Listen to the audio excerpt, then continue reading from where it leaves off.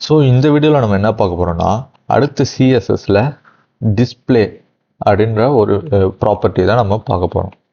Okay, இப்போ இந்த display எதுக்கு யூஸ் பண்ணோம்னா நம்ம வெப்பேஜில் அந்த டெக்ஸ்ட்டோ அண்ட் தென் அந்த பேக்ரவுண்ட் கலரோ ஆர் சம்திங் அது வந்து எவ்வளோ இடம் வேணும் அப்படின்ற ஒரு குறிப்பிட்ட இது கொடுக்கறதுக்கு தான் நம்ம டிஸ்பிளேன்னு பார்க்க போகிறோம். ஸோ இப்போ புரியலன்னா நான் இப்போ உங்களுக்கு டைப்ஸ் அண்ட் பண்ணி காட்டுறேன். ஸோ ஈஸியாக தான் இருக்கும். ஸோ டிஸ்பிளேல வந்து மொத்தம் 3 டைப் இருக்குது. ஃபஸ்ட்டு வந்து பிளாக்னு ஒரு டைப் இருக்குது. அண்ட் தென் இன்லைன் ஒன்று இருக்குது. தேர்டா இன்லைன் பிளாக்னு ஒன்று இருக்குது.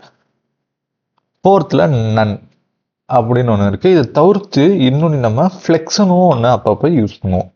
மோஸ்டாகவே யூஸ் பண்ணுவோம் இந்த ஃப்ளெக்ஸுன்றதை. ஸோ ஃபஸ்ட்டு பிளாக்ன்றதுக்கு நான் ஒரு எக்ஸாம்பிள் காட்டுறேன். ஸோ விஎஸ் கோட் எடுத்துக்கிட்டேன். ஓகே, இப்போ நான் என்ன பண்ணியிருக்கேன்னா ஃபஸ்ட்டு ஹெச்டிஎம்எல்ல நான் வந்து ஒரு H1 எடுத்திருக்கேன். ஹெட்டிங் 1 எடுத்துகிட்டு this is a demo for CSS அப்படின்ற ஒரு டெக்ஸ்ட்டும் எடுத்துட்டேன். அண்ட் தென் நான் அந்த டெக்ஸ்ட்டுக்கு வந்து ஒரு பேக்ரவுண்ட் கலர் கொடுத்துருக்கேன் இந்த சிஎஸ்எஸ்ல. ஸோ இது வந்து லாஸ்ட் வீடியோவில் பண்ணது. ஸோ அதனோட பேக்ரவுண்ட் கலர் ப்ளூன்னு கொடுத்துட்டு நான் ஒரு வாட்டி ரன் பண்ணுறேன் இதை.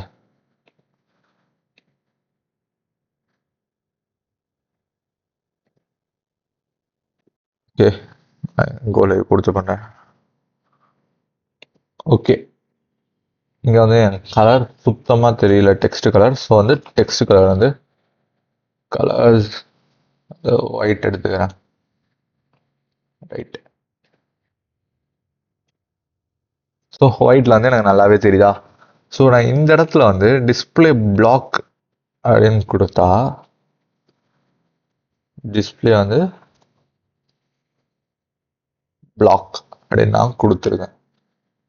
கொடுத்துட்டு வந்து பார்த்தா எனக்கு ஒரு நோ சேஞ்சஸில் தெரியும். ஏன்னா இது ஆல்ரெடி டிஃபால்ட்டாகவே பிளாக்ல இருக்க மாதிரி தான் இருக்கும். ஸோ நான் பிளாக்குக்கு வந்து ஒரு ஸ்க்ரீன்ஷாட் எடுத்துக்கிறேன். அப்போ தான் உங்களுக்கு ஒரு டிஃப்ரென்ஸ் தெரியும். இது வந்து எதுக்கு வந்து பிளாக் நான் எடுக்கிறேன். ஓகே, அதே இதை இன்லைன்னு நான் சேஞ்ச் பண்ண போகிறேன். இப்போ என்னோட டிஸ்பிளேவை இன்லைன்னு நான் சேஞ்ச் பண்ணேன். இன்லைன் மாற்றிட்டேனா? சம்திங் எரர் காட்டுது.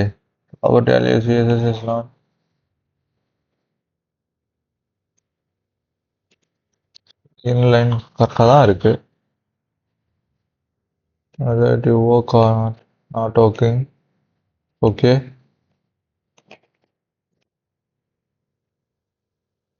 ஓகேங்க. நான் 2 செமிகோலன் இருக்கா? ஓகே, பக்கா.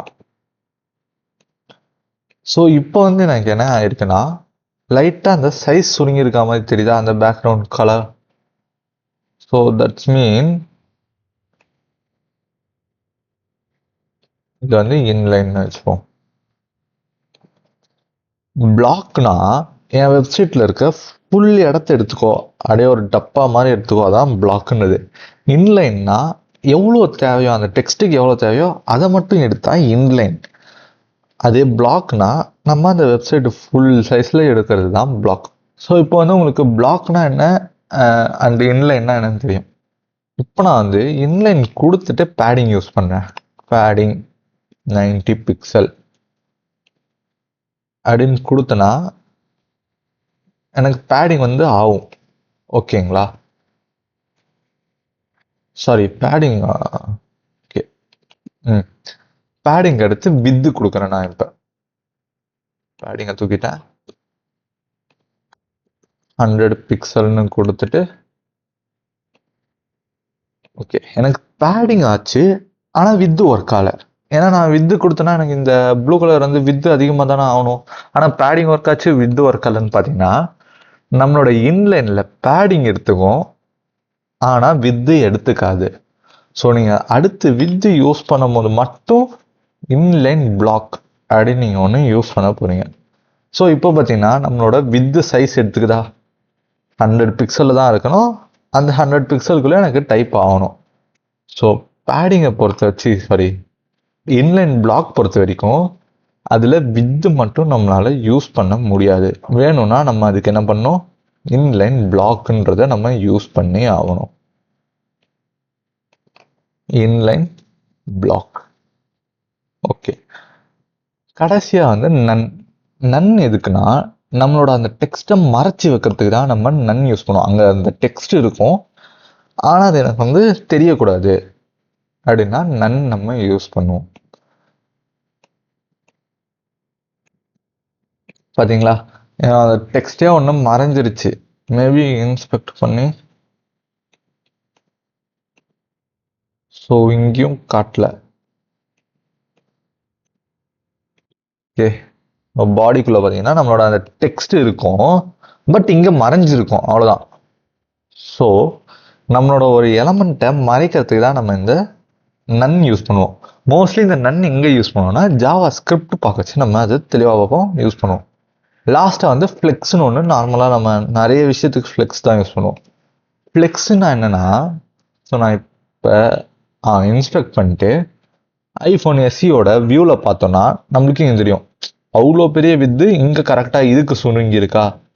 அண்ட் தென் ரெஸ்பான்சிவ் வெஸ்ட்டு இங்கே பாருங்கள், இப்படி சுருக்கினாலும் அது சுருங்கி எனக்கு வரும், இப்படி பெருசாகினாலும் எனக்கு பெருசாகிட்டே வரும்.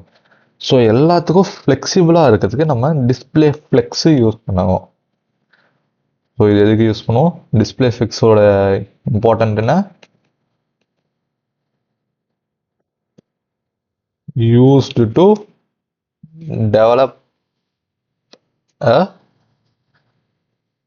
flexible website.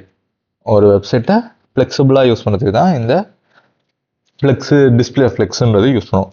ஸோ இந்த வீடியோவில் வந்து மொத்தம் 4 டைப் ஆஃப் பிளாக் பார்த்துருப்போம், சாரி டிஸ்பிளே பார்த்துருப்போம். Block, inline block, none, and then ஃப்ளெக்ஸ்னா என்னன்னு பார்த்துருக்கோம்.